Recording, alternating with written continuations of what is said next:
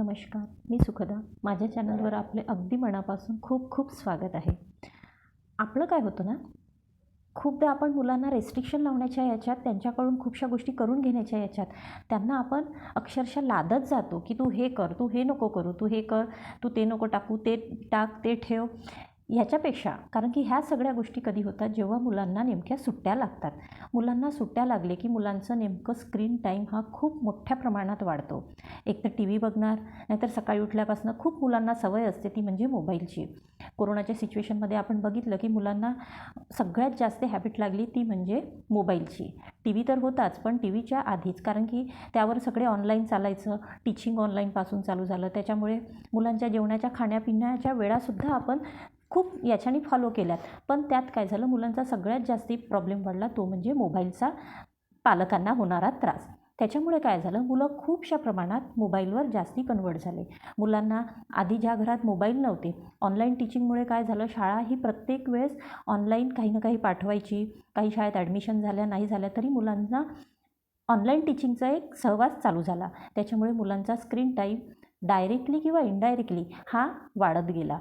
त्याच्यामुळे उन्हाळ्याच्या सुट्ट्याच असो की अदर सुट्ट्या असो, त्याच्यामध्ये सगळ्यात जास्ती मुलांना प्रॉब्लेम होतो तो म्हणजे स्क्रीन टाईमचा. त्यातही मुलांपेक्षा पालकांना होणारा सगळ्यात मोठा त्रास म्हणजे स्क्रीन टाईमचा. अशाच आपण एखाद्या छानशा मुद्द्यावर बोलणार आहोत आज. तो म्हणजे उन्हाळ्याच्या सुट्ट्यांमध्ये मुलांकडून काय काय करून घेतलेलं पाहिजे, मुलांना छान सवयी कशा लावायच्यात.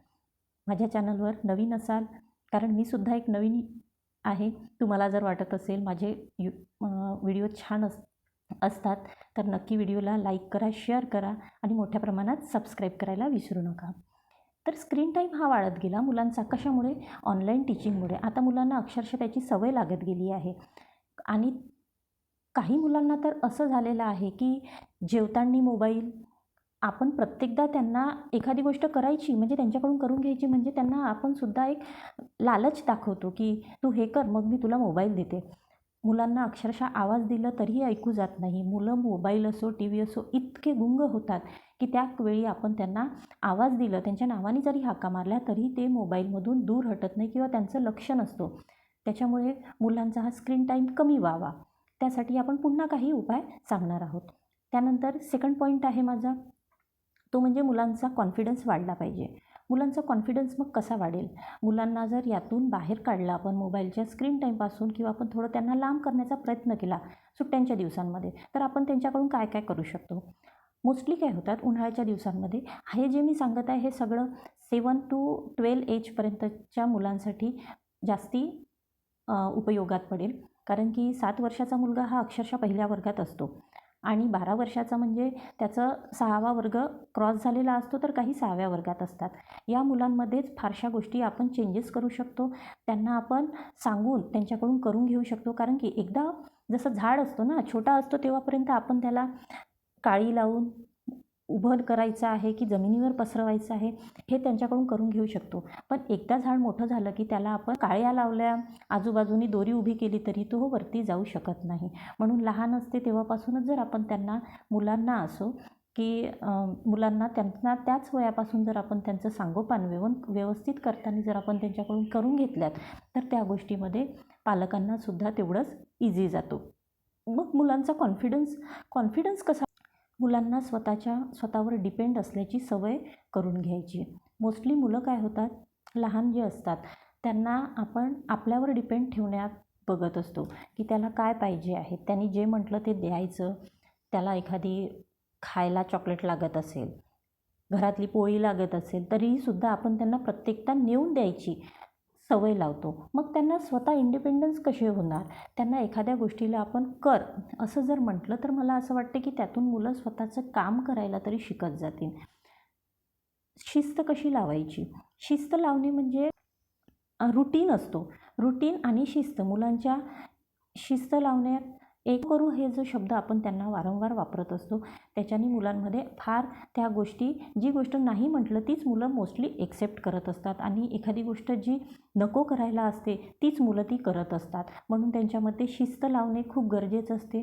त्यांचा मेन एक रूटीन असला पाहिजे की तू सकाळी उठल्यापासून या वेळेपर्यंत तू इतके तुझे रूटीन संपवले पाहिजे. मग ते रूटीन कसे असले पाहिजे? तू सकाळी उठल्यावर ब्रश, अंघोळ, मोस्टली जर मुलगा जर सकाळी 10 वाजता उठत असेल तर त्याचा कसला शेड्यूल असेल? तर ही शिस्तसुद्धा आपण लहान वयापासून त्यांना लावली पाहिजे. लहान असोत की मोठे असोत हे सुद्धा सगळे त्याच वयामध्ये मोडतात ज्या वयाचं मी ज्या वयामधलं मी सांगितलं की मोस्टली 7 वर्षाच्या मुलाला आपण थोडं म्हणू शकतो की ठीक आहे थोडा लेट उठला तरी चालेल. पण अक्षरशः 12 वर्षाच्या मुलाला जर आपण म्हणू, कारण की 7व्या वर्गापासून मुलांचं 8वा वर्ग खूप नियरेस्ट येऊन जातो 10च्या. त्याच्यामुळे त्या सवयी जर त्यांना आधीपासून जर आपण लावण्याचा प्रयत्न केला तर त्याच्यामध्ये खूप चांगल्या पद्धतीने डेव्हलपमेंट होऊ शकतो. आपण त्यांच्यामध्ये सामाजिक कौशल्यसुद्धा डेव्हलप करू शकतो. सामाजिक कौशल्य म्हणजे काय? उन्हाळ्याच्या सुट्ट्यांमध्ये असो, दिवाळीच्या सुट्ट्यांमध्ये असो की जेव्हा कधी सुट्ट्या असतात आपण एखाद्यांच्या घरी गेलेलं पाहिजे. मुलांना त्या नातेवाईकांबद्दल, रिलेटिव्सबद्दल सांगितलं तर मुलांमध्ये त्याबद्दल एक गोडावा निर्माण होतो. त्याच्याने मुलांमध्ये एक डेव्हलप होतो ते म्हणजे सामाजिक कौशल्य. सामाजिक लोकांमध्ये कसं वावरायचं, कसं बोलायचं. नाहीतर मोस्टली जर आपण सिटीमध्ये जे बघतो मोस्टली मुलं घरातल्या घरात असतात. त्या मुलांना बाहेरचं व्यावहारिक ज्ञान काहीच येत नाही. घरातल्या घरात असतात. बाहेर कोणी रिलेटिव्स कोण आहे हे सुद्धा कळत नाही. तर मला असं वाटतं की मुलांना आपण ह्यासुद्धा गोष्टीची चांगल्याने सवय लावू शकतो.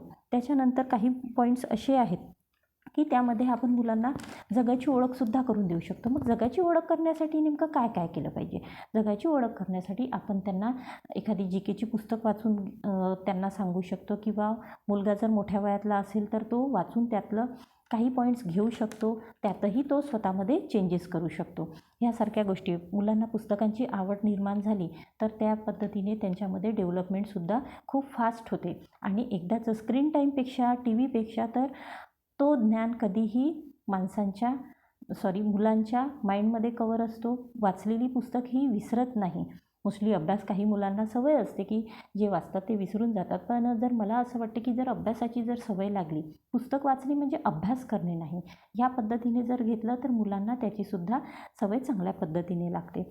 आणि त्यानंतर आहे नेक्स्ट पॉईंट म्हणजे व्यावहारिक नॉलेजसुद्धा त्यांच्यामध्ये वाढलं पाहिजे. मग व्यावहारिक नॉलेज कसं वाढेल?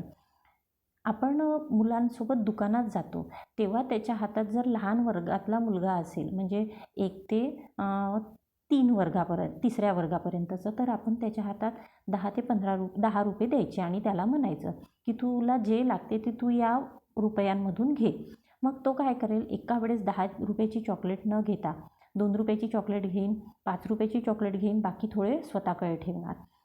त्याच पद्धतीने आपण जर त्यांना मंथली काही देण्याची जर सवय लावली तर त्यातूनच त्यांना सांगायचं की तू ह्याच पैशातून तुला जे काही लागते ते घे, उरलेले पैसे तुझ्या मनी बँकमध्ये पुन्हा ठेव, तुला मंथली ज्यातून मिळते त्यातूनच तू तुझं चेंजेस करत जा. यातूनसुद्धा मुलांना व्यावहारिक नॉलेज वाढू शकतो. ही सुद्धा सवय आपण त्यांच्याकडून उन्हाळ्यात करून घेऊ शकतो आणि त्यांना चांगल्या पद्धतीने लावू शकतो. त्याच पद्धतीने आणखी एक असं आहे की मुलं घरी असतात.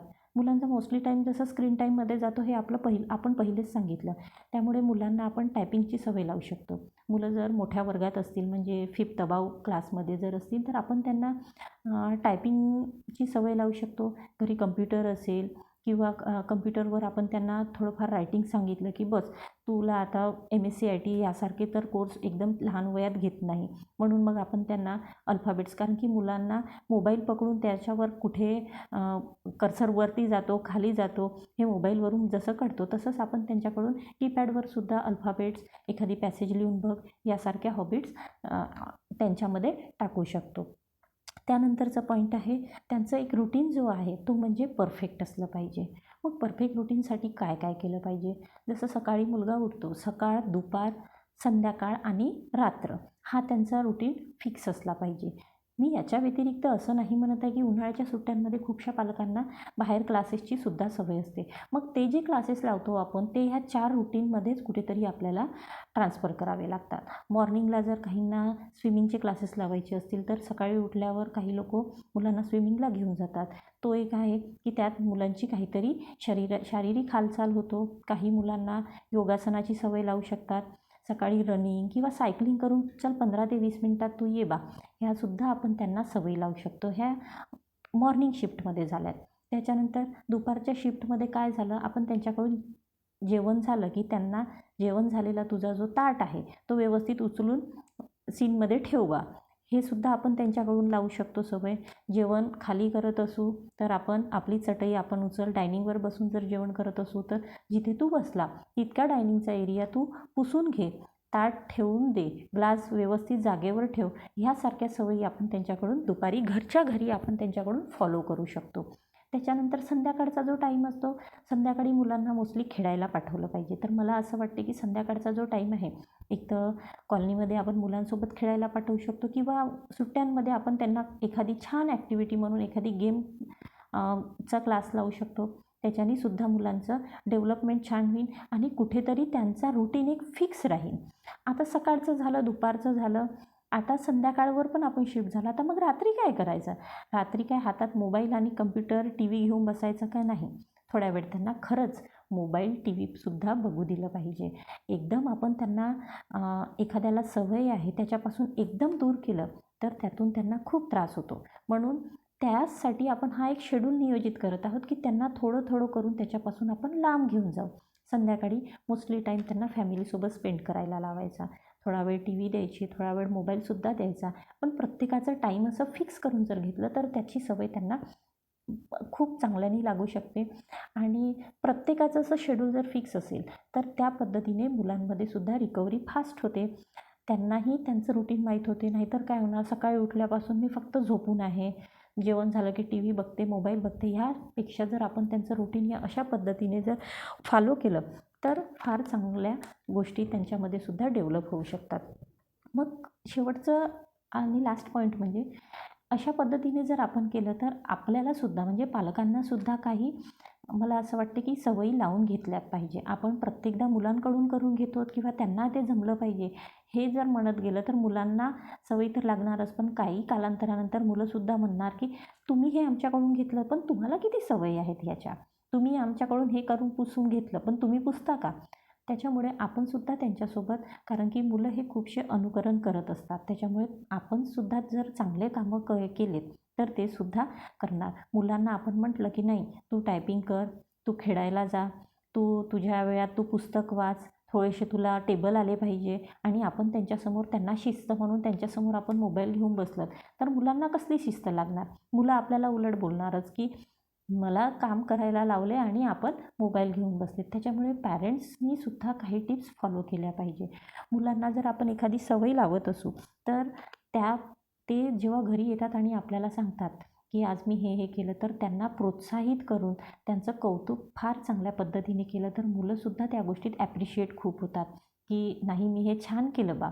एखादी क्लासेस लावलं असेल आपण त्याला शेड्यूलमध्ये, तर त्याच्यातसुद्धा त्यांचं डेव्हलपमेंट खूप चांगल्या पद्धतीने होतो. शाळेची टीचर असो, क्लासची टीचर असो किंवा एखाद्या स्विमिंगला जात असेल, एखादी मैदानी खेळामध्ये जात असेल तर ते सुद्धा त्याच्यात पुन्हा प्रोत्साहाने चांगलं करेल आणि त्याला असं वाटणार नाही की माझा टाईम वेस्ट गेला, माझा एवढ्या वेळात मोबाईल बघून झालं असतं.